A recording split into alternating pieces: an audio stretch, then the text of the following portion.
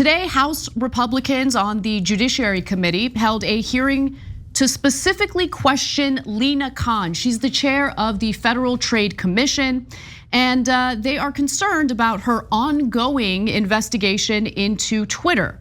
Now, coincidentally, those same Republicans have received quite a bit of money, hundreds of thousands of dollars in some cases, from big tech companies who don't appreciate Lina Khan because she has been far more aggressive than previous FTC chairs in bringing up antitrust cases.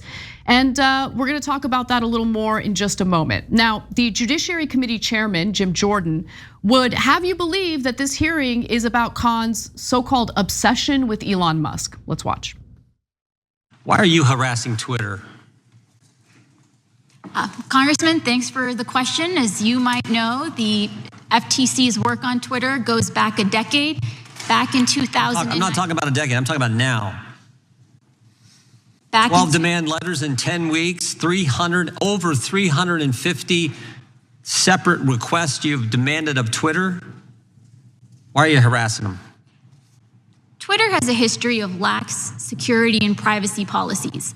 You've asked for every single communication relating to Elon Musk, not communications that he just sent to someone or some communications he received, but anytime he's mentioned, that actually seems more than harassment. That seems like almost an obsession. Why such an intense focus?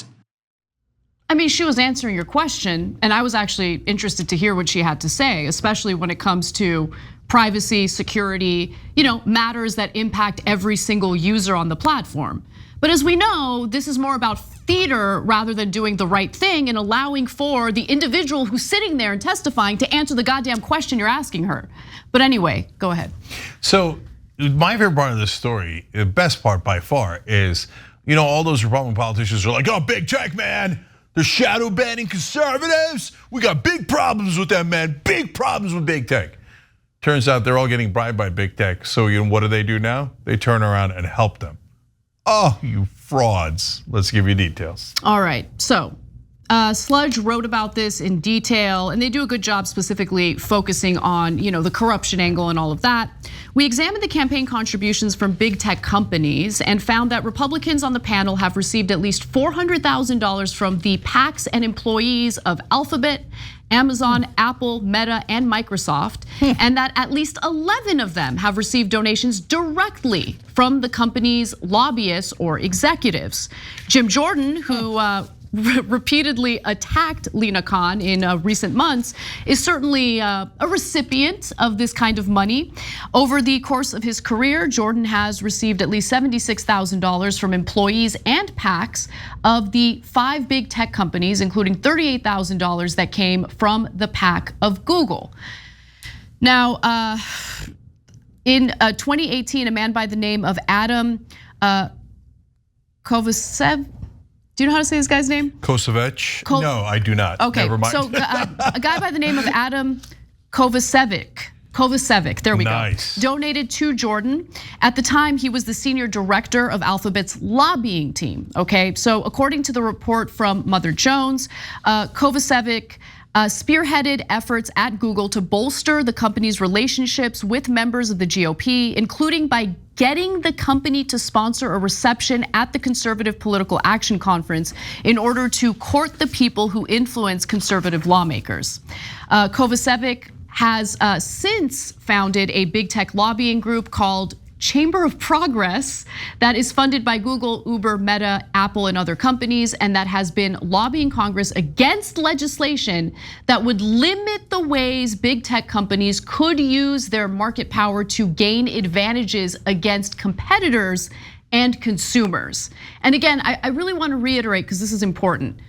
The attacks against Lina Khan make a lot of sense when you consider how she has treated her role relative to previous FTC chairs.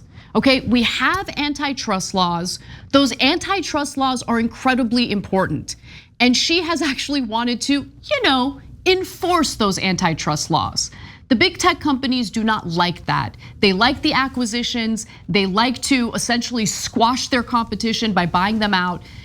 she gets involved and she tries to challenge those acquisitions. I would actually like her to go further. I think that's the right thing to do. In fact, I covered a story just yesterday where I would like to see, the ability for the FTC to halt some of the acquisitions that these private equity firms are making in the healthcare industry. But that's beside the point. It's just a good explanation for why she's been targeted by tech companies and the politicians who are funded by the tech companies. So listen, I don't necessarily agree with the Democrats on this one, or maybe even Anna in this case. But I should tell you my enormous bias, right? So both Meta and Alphabet are big partners of ours, and so I don't know what would happen if they were broken up.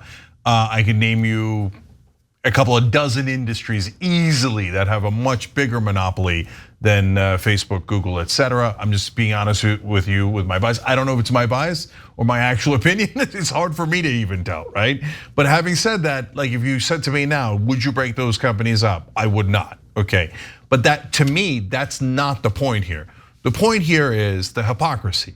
So all those Republicans who said, big tech is terrible, and they got all of their followers to believe them. I mean, I saw all those segments on Fox News, big tech, it's crushing conservatives. And remember how they were saying they're suppressing diamond and silk, right? And they had all of these different conspiracy theories about how awful the big tech was. Now they've all turned around. Now they're not saying they turned around. They're still pretending to be tough on big tech. But meanwhile, they've been bribed.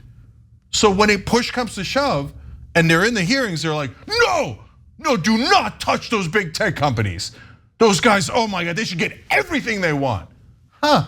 Interesting that your reaction to that seems a little different after you took the bribes. Oops, I mean campaign contributions. Why are you so mean to Elon Musk?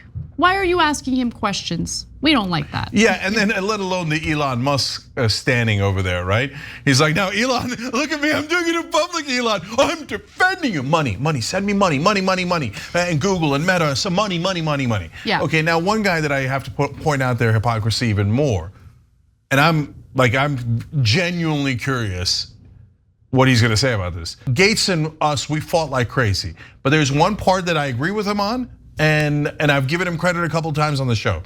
He says he does not take corporate PAC money. He's a very, very, very rare Republican who doesn't take corporate PAC money. And I said, look, you could be crazy, but at least you're honest crazy. I could live with it. No one's paying you to be crazy. Yeah, exactly, right?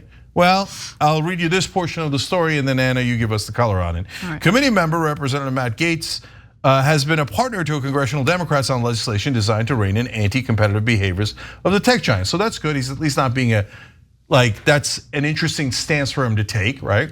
But he's still taking money from the industry PACs and lobbyists. Amazon, Alphabet, and Microsoft PACs have each made donations to Gaetz campaigns.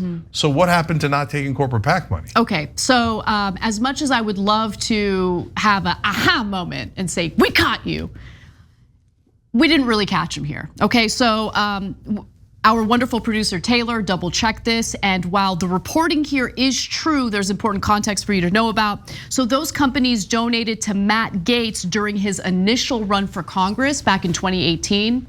He swore off money from PACs in 2020. So you know what, can I tell you something? Yeah. I'm super glad that I didn't know that as we were doing this story, because that part of the production came in later. The reason is, look at that. Now my thesis is, and that's why I set this rule when we founded Just Democrats, that you cannot take corporate PAC money. If you do, it's gonna bias you. Matt Gaetz now no longer takes PAC money, so apparently he is consistent on this. And look at us, we care about facts, and we're fair, interesting. Anyway, after he stops taking corporate PAC money, all of a sudden he joins the Democrats and says, yeah, this is anti-competitive. We should rein in big tech, just like I've been saying.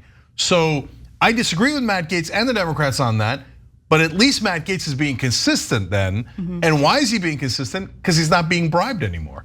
Yeah, also, even though Matt Gaetz supported regulatory measures against big tech, he did co-sign a letter along with 10 other House Republicans that criticized Khan for going against too many corporate mergers. But look, I mean, the point still stands. If you're signing on to things, or if you're pushing for policy out of principle, it's genuinely what you believe, I might disagree with you, but at least I know this is genuinely your perspective, this is what you're genuinely pushing for. When there are financial interests at play, business interests at play, and they're giving tens of thousands of dollars, through super PACs or whatever to your campaigns, then I question whether you actually believe what you're fighting for. Yes, yeah, exactly right. Look, the bribes always win at the end of the day, and you know that, and everyone in America knows that, except for mainstream media reporters who are like, what? Money in politics? I bet that doesn't affect Jim Jordan or any of these other politicians. If you say so, but no one believes you, and that's why you lost all credibility. Thanks for watching The Young Turks, really appreciate it. Another way to show support is through YouTube memberships. You'll get to interact with us more. There's live chat emojis, badges. You've got emojis of me, Anna, John, JR. So those are super fun. But you also get playback of our exclusive member-only shows and specials right after they air. So all of that, all you gotta do is click that join button right underneath the video. Thank you.